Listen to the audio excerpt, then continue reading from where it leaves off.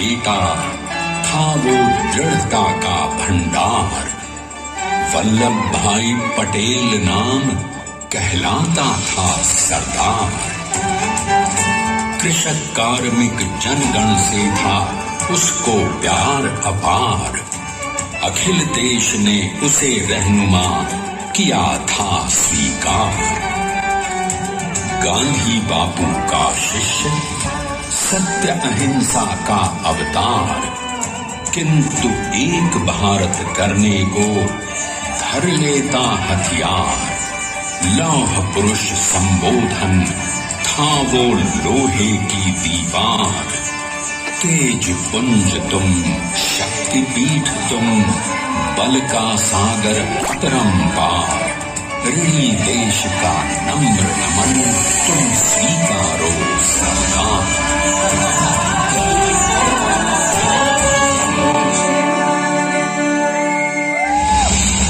1857 में अंग्रेजों को ललकारने वाले पहले स्वतंत्रता संग्राम के एक सक्रिय सिपाही थे झवेर भाई पटेल।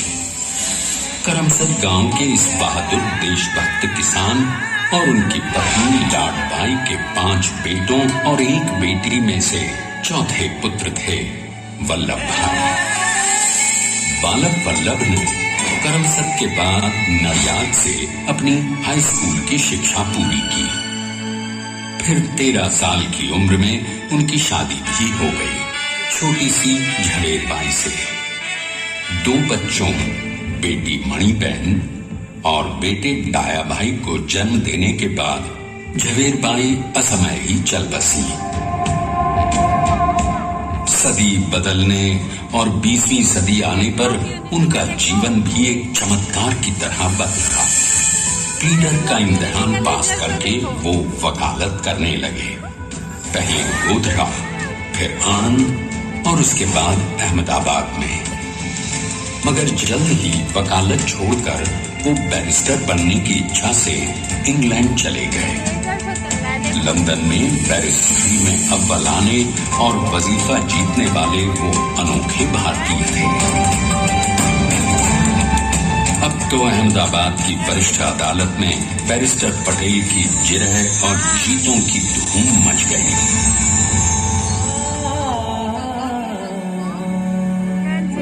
तभी एक युग पुरुष ने वल्लभ भाई के जीवन की धारा ही बदल दी। दक्षिण अफ्रीका में सत्याग्रह के अहिंसक अस्त्र से गोरे शासकों को सबक सिखाकर भारत वापस आए बैरिस्टर मोहनदास करमचंद गांधी से मिलकर वल्लभ भाई ने अपने कुछ वर्षों से सीखे विदेशी व्यवहार और संस्कार हमेशा के लिए त्याग दिए और अब वो अपने खेड़ा के किसानों को हक दिलाने के लिए बापू के साथ आंदोलन में कूद पड़े। अब उनके पैरों में जूते नहीं, गांवों की धूल थी। हृदय में भारत भूमि की शस्य श्यामला धरती। मन में थे गांधी और मस्तिष्क में एक नए स्वतंत्र भारत का सपना।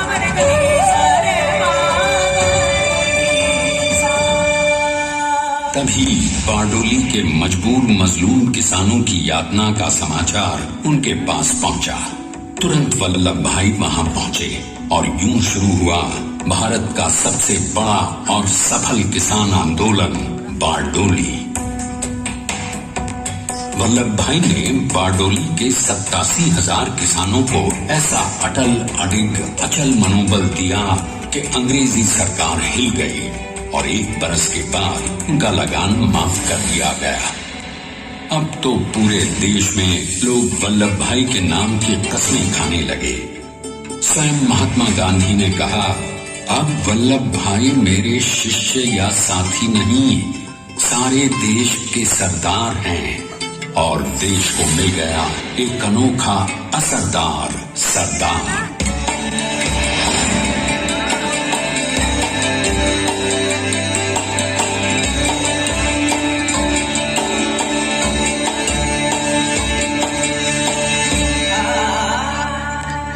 सरदार पटेल के नाम और देशभक्ति से अंग्रेज डर कर कांपने लगे। 1930 के नमक सत्याग्रह और दांडी कूच में वो बापू से भी पहले गिरफ्तार किए गए। तो सन 1932 में फिर उन्हें बापू के साथ ही जेल में 2 सालों के लिए डाल दिया गया। मगर आजादी के दीवानों को, स्वतंत्रता के परवानों को कौन गिरफ्तार कर पाया है? जेल से छूटते ही सरदार को कांग्रेस के नए राष्ट्राध्यक्ष पद पर चुना गया और उनकी सरपरस्ती में राष्ट्रवादी भारतीयों ने तमाम ब्रिटिश सूबों में जीत हासिल कर वहां अपनी स्थानिक सरकारें बनाई। किंतु सरदार का सपना केवल सरकार बनाना नहीं था। उनका स्वप्न तो था एक ऐसे नए भारत का जहां हर रंग, हर रूप, हर जात, मजहब, तबके का हिंदुस्तानी एक साथ मिलकर एक ऐसा नया भारत बना सके जहां पूर्ण स्वराज के साथ सारे समाज को गरीबी, अशिक्षा, छुआछूत से भी आजादी मिल जाए। इसकी पहली रणनीति थी भारत को अंग्रेजों की गुलामी से आजादी, ताकि भारत के लोगों की अपनी सरकार सबके साथ और सबके विकास के लिए काम कर सके। बापू की अगुवाई में अब देश ने अंग्रेजों को अंतिम चेतावनी दे दी, करेंगे या मरेंगे, क्विट इंडिया, अंग्रेजों, भारत छोड़ो। बस फिर क्या था, संघर्ष की रणभेरी बची। 3 सालों के लिए सरदार पटेल को भी सत्याग्रही नेताओं के साथ जेल में ठूंस दिया गया। 2 सालों के बाद अंग्रेजों को बापू के सभी शिष्यों और साथियों को छोड़ना पड़ा।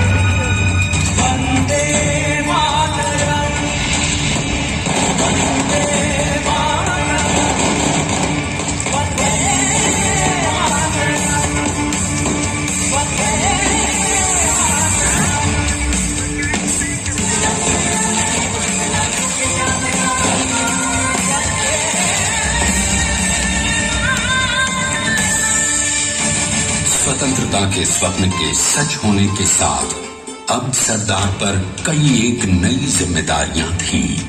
आने वाली आजादी की तैयारी और एक नए भारत के लिए नए लोकतांत्रिक संविधान की संरचना।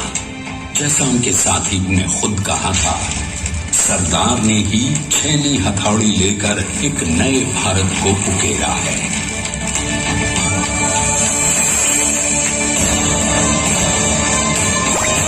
स्वाधीनता तो प्राप्त हुई, लेकिन खंडित भारत में भी उठते विभाजनवादी अंधकार को अभी दूर करना था। जब देश के खंड खंड होने का भय उत्पन्न होने लगा, तो सरदार ने निर्भय होकर खुद अपनी केंद्र सरकार और साथियों को भी चुनौती दे डाली और जम्मू कश्मीर को बचाने के लिए सारे देश का आकाश वायुयानों से भर गया।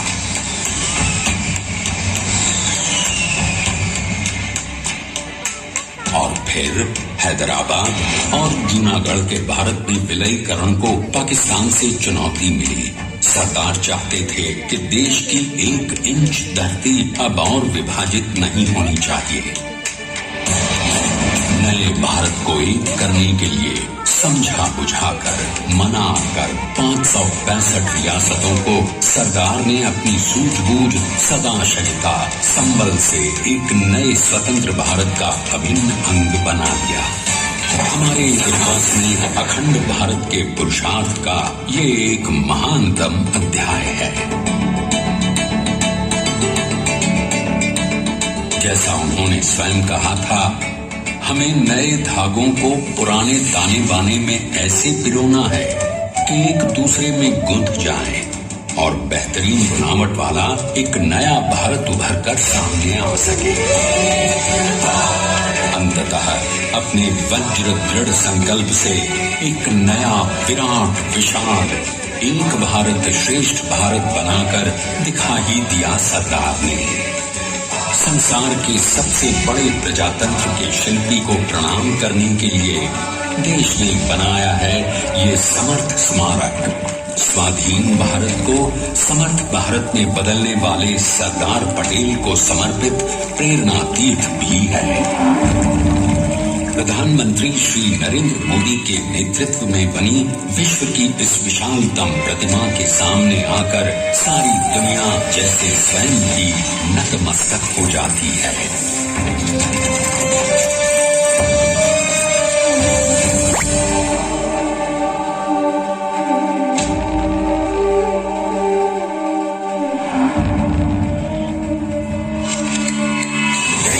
बना करना वो अमित अटल बना सका उसे न कोई शत्रु दल। चट्टान के समान सा पुरुष प्रबल तो स्वदेश का सम्मान है, पटेल तो स्वदेश का सम्मान है, पटेल तो स्वदेश का सम्मान है, पटेल तो स्वदेश का सम्मान है।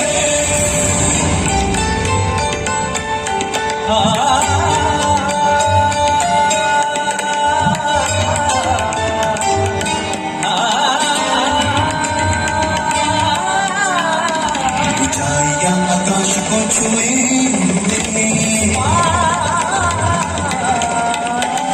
गहराइयां समुद्र की लिए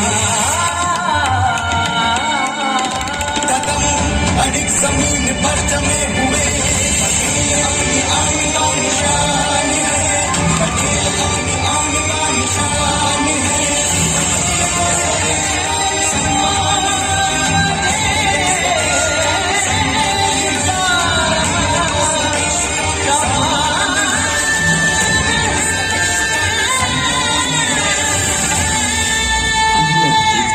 अपने लौह पुरुष को श्रद्धांजलि देती 182 मीटर ऊंची विश्व की सबसे विशाल काय प्रतिमा का निर्माण कैसे हुआ।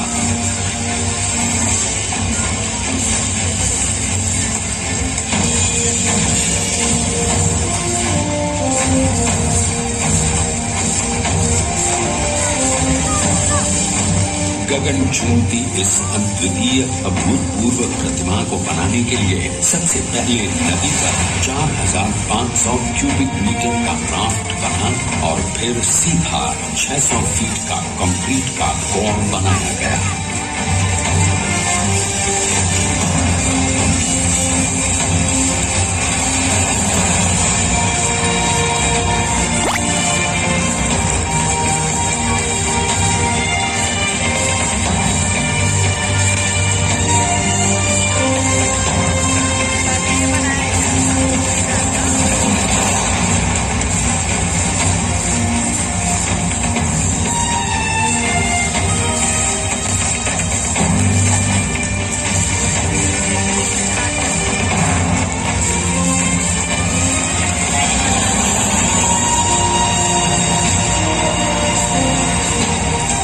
कंक्रीट कोर के साथ लगाया गया स्टील का फ्रेमवर्क।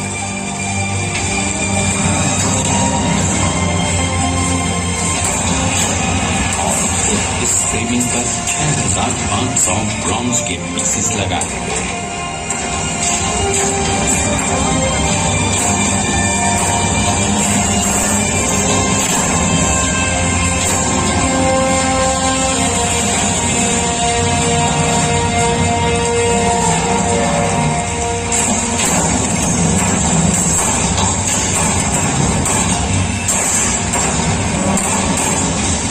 सोचिए कि 182 मीटर ऊंचे दिव्यांति भव्य स्मारक के निर्माण में कितना सामान और मेहनत लगी होगी। 70,000 metric tonne cement, 18,500 metric tonne reinforcement steel, 6,000 metric tonne structural steel और 1,700 मीट्रिक टन ब्रॉन्ज।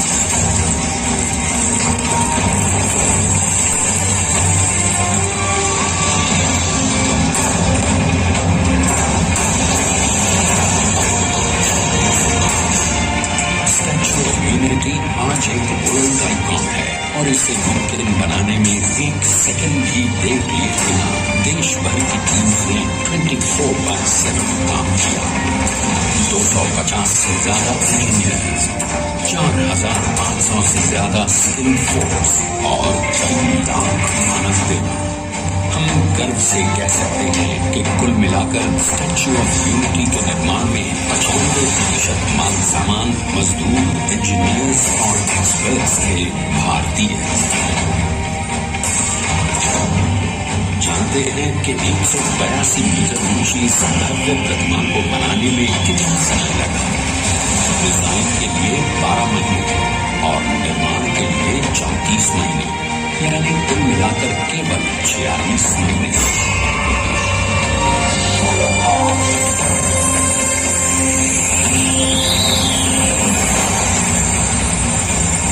और इसी तरह बनी देश के शिल्पकार की एक अनूठी अद्वितीय विशाल प्रतिमा, जो सिर्फ आज ही नहीं बल्कि आने वाले न जाने कितने सालों तक यूं ही चमचमाती रहेगी।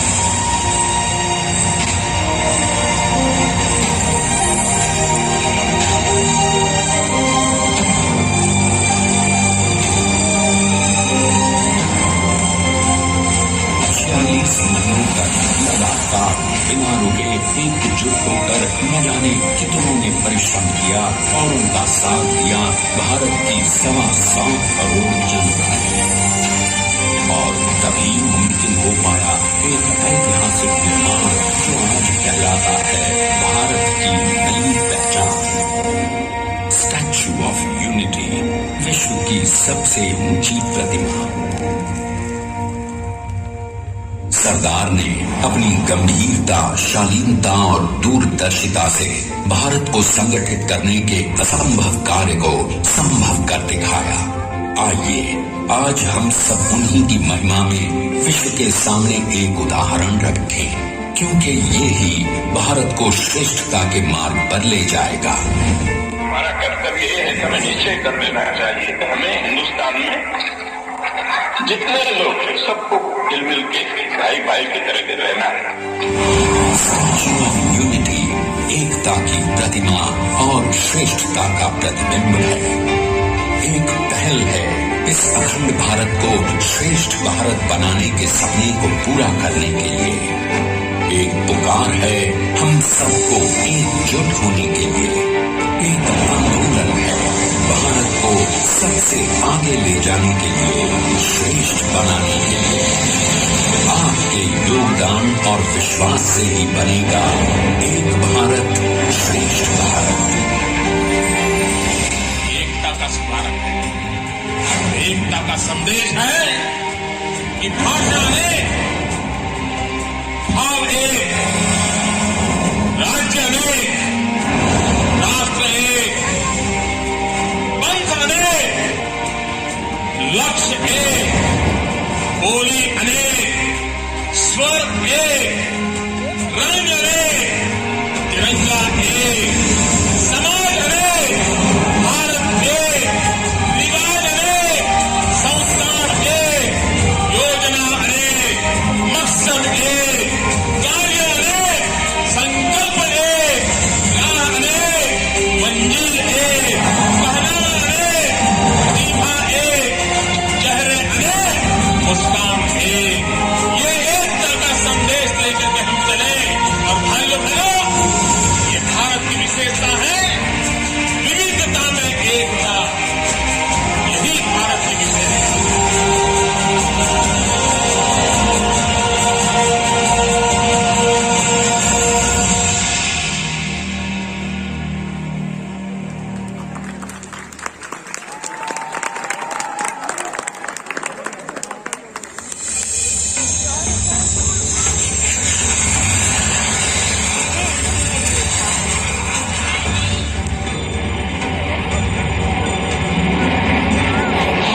Please stand up for the national anthem.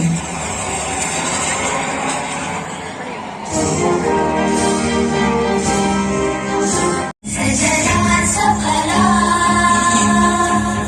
शस्य श्यामला जिसके नाम शीश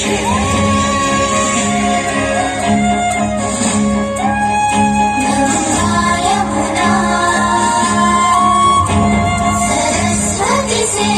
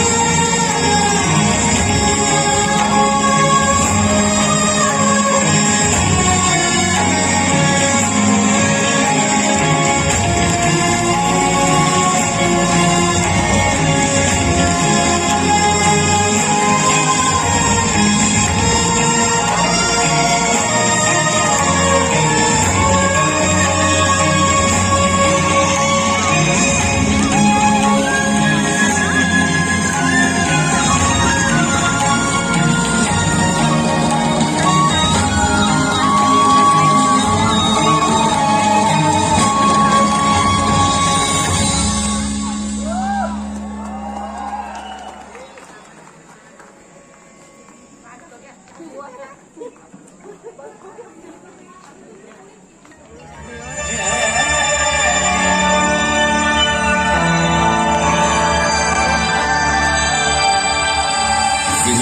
किसान का बेटा था वो दृढ़ता का भंडार।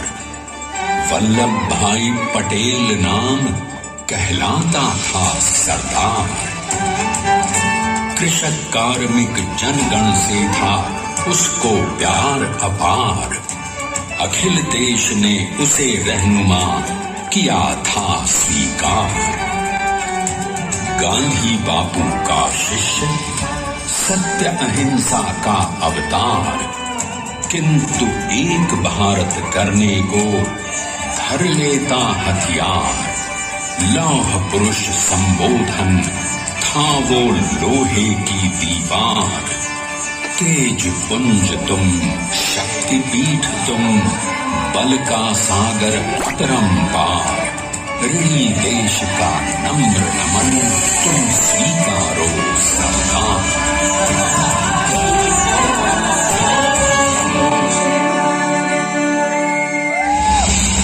1857 में अंग्रेजों को ललकारने वाले पहले स्वतंत्रता संग्राम के एक सक्रिय सिपाही थे झवेर भाई पटेल।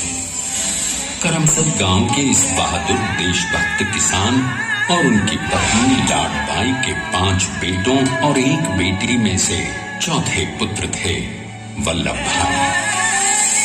बालक वल्लभ ने करमसद के बाद नडियाद से अपनी हाई स्कूल की शिक्षा पूरी की। फिर 13 साल की उम्र में उनकी शादी भी हो गई छोटी सी झवेर बाई से। 2 बच्चों, बेटी मणिबेन और बेटे डाया भाई को जन्म देने के बाद झवेर बाई असमय ही चल बसी।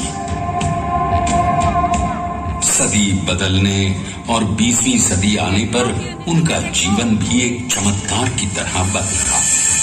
पीटर का इम्तिहान पास करके वो वकालत करने लगे। पहले गोधरा, फिर आनंद और उसके बाद अहमदाबाद में। मगर जल्द ही वकालत छोड़कर वो बैरिस्टर बनने की इच्छा से इंग्लैंड चले गए।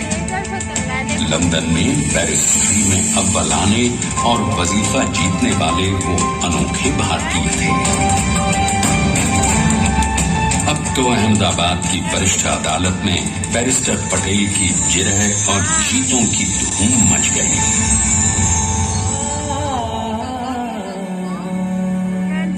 तभी एक युग पुरुष ने वल्लभ भाई के जीवन की धारा ही बदल दी।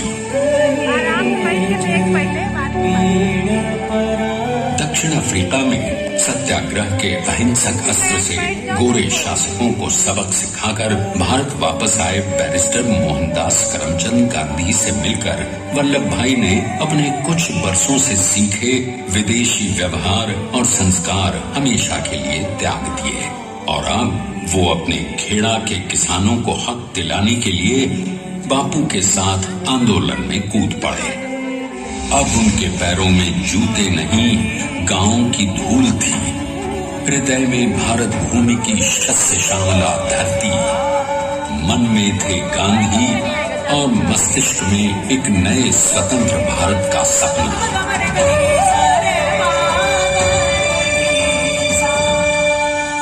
तभी बारडोली के मजबूर मजलूम किसानों की यातना का समाचार उनके पास पहुंचा। तुरंत वल्लभ भाई वहां पहुंचे और यूं शुरू हुआ भारत का सबसे बड़ा और सफल किसान आंदोलन बारडोली। वल्लभ भाई ने बारडोली के 87,000 किसानों को ऐसा अटल अडिग अचल मनोबल दिया कि अंग्रेजी सरकार हिल गई और 1 बरस के बाद उनका लगान माफ कर दिया गया। अब तो पूरे देश में लोग वल्लभ भाई के नाम की कस्में खाने लगे। स्वयं महात्मा गांधी ने कहा, अब वल्लभ भाई मेरे शिष्य या साथी नहीं, सारे देश के सरदार हैं और देश को मिल गया एक अनोखा असरदार सरदार।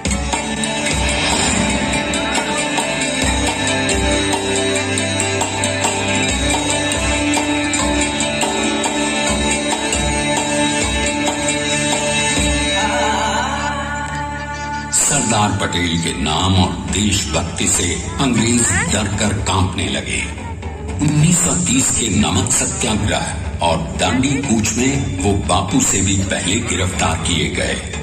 तो सन 1932 में फिर उन्हें बापू के साथ ही जेल में 2 सालों के लिए डाल दिया गया। मगर आजादी के दीवानों को, स्वतंत्रता के परवानों को कौन गिरफ्तार कर पाया है? जेल से छूटते ही सरदार को कांग्रेस के नए राष्ट्राध्यक्ष पद पर चुना गया और उनकी सरपरस्ती में राष्ट्रवादी भारतीयों ने तमाम ब्रिटिश सूबों में जीत हासिल कर वहां अपनी स्थानिक सरकारें बनाई। किंतु सरदार का सपना केवल सरकार बनाना नहीं था। उनका स्वप्न तो था एक ऐसे नए भारत का जहां हर रंग, हर रूप, हर जात, मजहब, तबके का हिंदुस्तानी एक साथ मिलकर एक ऐसा नया भारत बना सके जहां पूर्ण स्वराज के साथ सारे समाज को गरीबी, अशिक्षा, छुआछूत से भी आजादी मिल जाए। इसकी पहली रणनीति थी भारत को अंग्रेजों की गुलामी से आजादी, ताकि भारत के लोगों की अपनी सरकार सबके साथ और सबके विकास के लिए काम कर सके। बापू की अगुवाई में अब देश ने अंग्रेजों को अंतिम चेतावनी दे दी, करेंगे या मरेंगे, क्विट इंडिया, अंग्रेजों, भारत छोड़ो। बस फिर क्या था, संघर्ष की रणभेरी बजी। 3 सालों के लिए सरदार पटेल को भी सत्याग्रही नेताओं के साथ जेल में ठूंस दिया गया। 2 सालों के बाद अंग्रेजों को बापू के सभी शिष्यों और साथियों को छोड़ना पड़ा।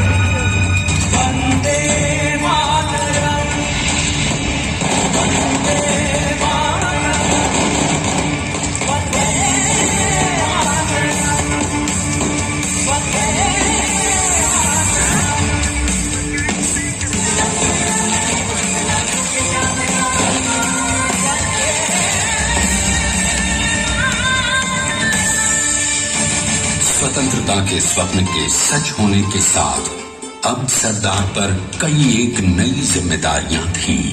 आने वाली आजादी की तैयारी और एक नए भारत के लिए नए लोकतांत्रिक संविधान की संरचना।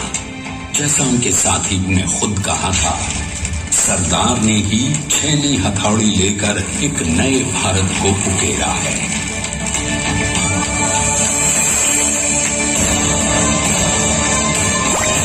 स्वाधीनता तो प्राप्त हुई, लेकिन खंडित भारत में भी उठते विभाजनवादी अंधकार को अभी दूर करना था। जब देश के खंड खंड होने का भय उत्पन्न होने लगा, तो सरदार ने निर्भय होकर खुद अपनी केंद्र सरकार और साथियों को भी चुनौती दे डाली और जम्मू कश्मीर को बचाने के लिए सारे देश का आकाश वायुयानों से भर गया।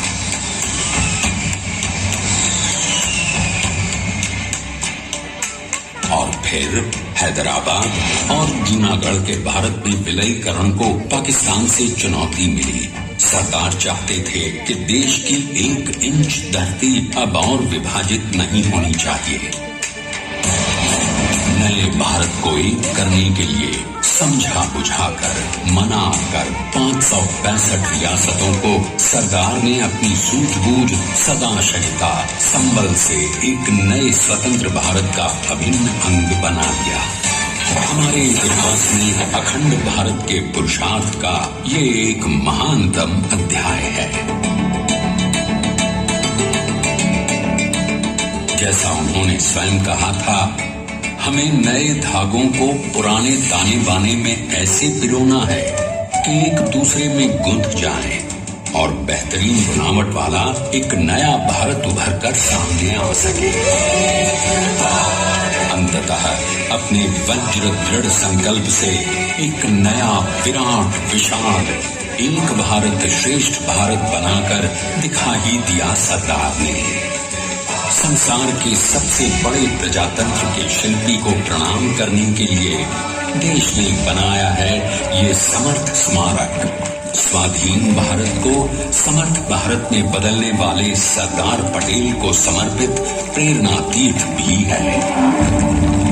प्रधानमंत्री श्री नरेंद्र मोदी के नेतृत्व में बनी विश्व की इस विशालतम प्रतिमा के सामने आकर सारी दुनिया जैसे स्वयं ही नतमस्तक हो जाती है।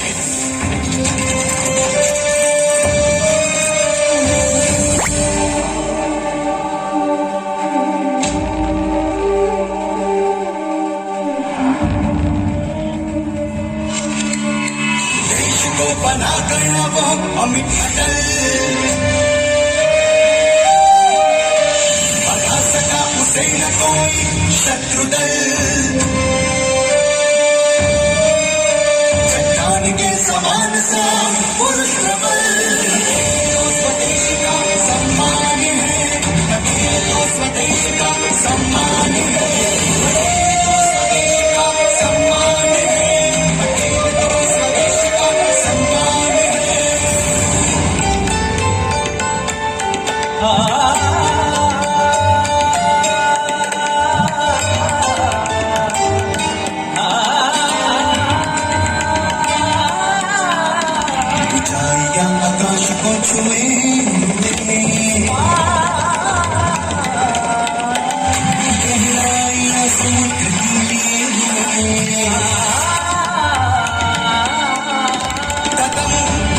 जमीन पर जमे हुए अपनी आन का निशान है, पटेल अपनी आन का निशान है। सम्मान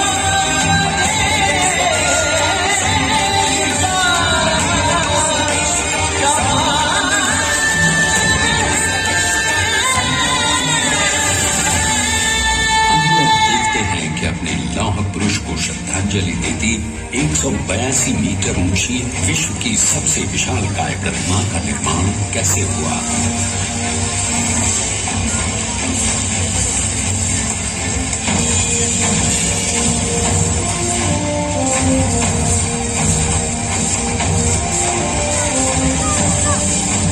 गगन चूमती इस अद्वितीय अभूतपूर्व प्रतिमा को बनाने के लिए सबसे पहले नदी पर 4500 क्यूबिक मीटर का राफ्ट बना और फिर सीधा 600 फीट का कंक्रीट का कोर बनाया गया।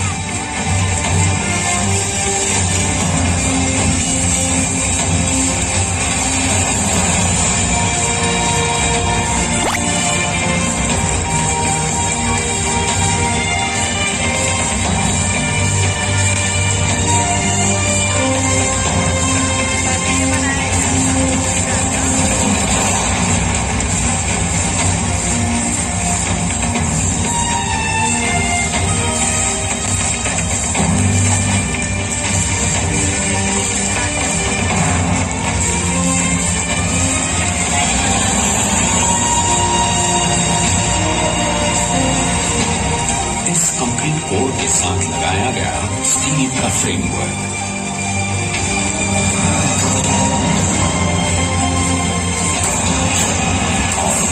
इस फ्रेमिंग पर 6500 ब्रॉन्ज के पीसेस लगाए गए।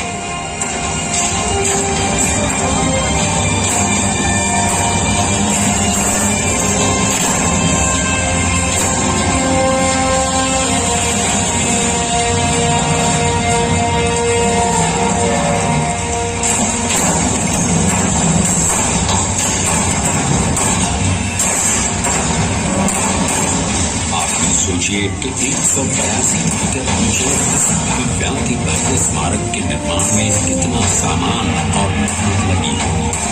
70,000 metric tonne cement, 18,500 metric tonne reinforcement steel, 6,000 metric tonne structural steel और 1,700 मीट्रिक टन ब्रॉन्ज।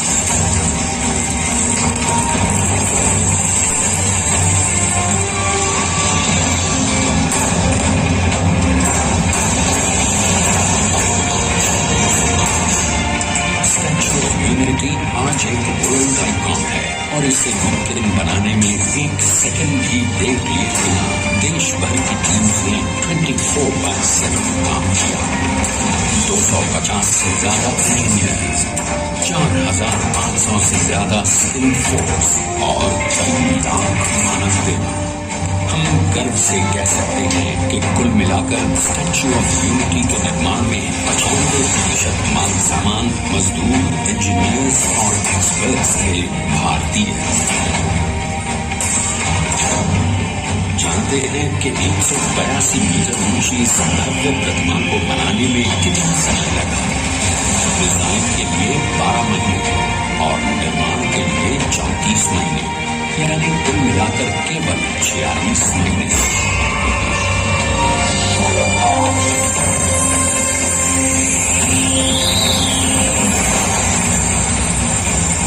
और इसी तरह बनी देश के शिल्पकार की एक अनूठी अद्वितीय विशाल प्रतिमा, जो सिर्फ आज ही नहीं बल्कि आने वाले न जाने कितने सालों तक यूं ही चमचमाती रहेगी।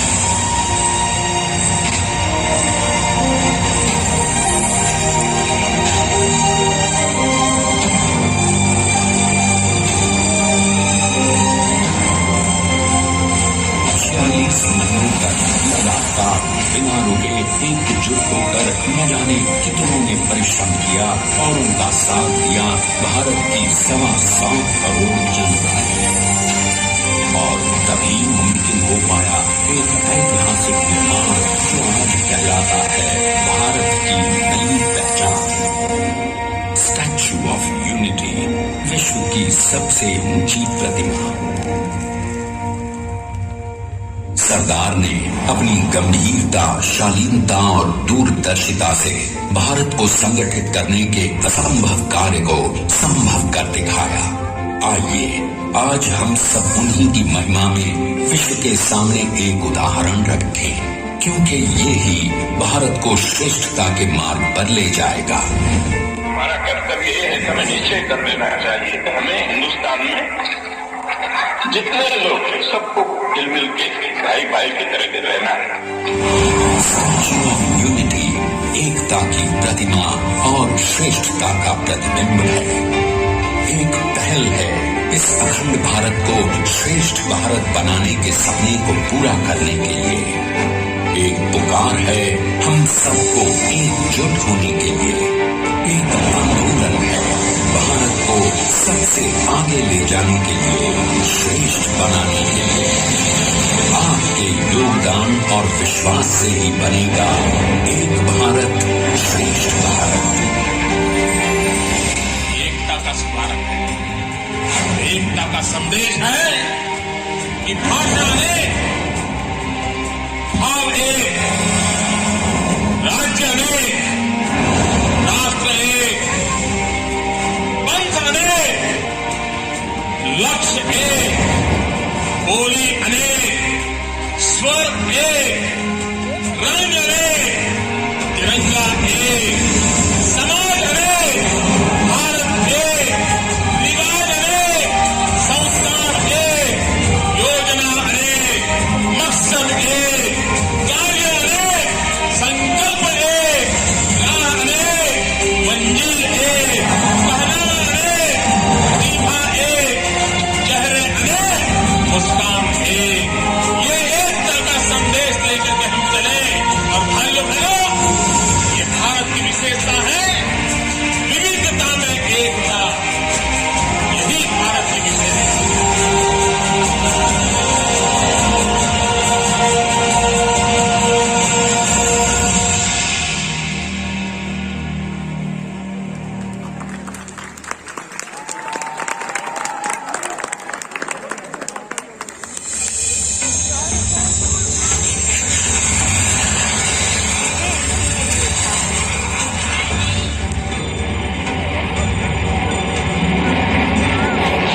Please stand up for the national anthem.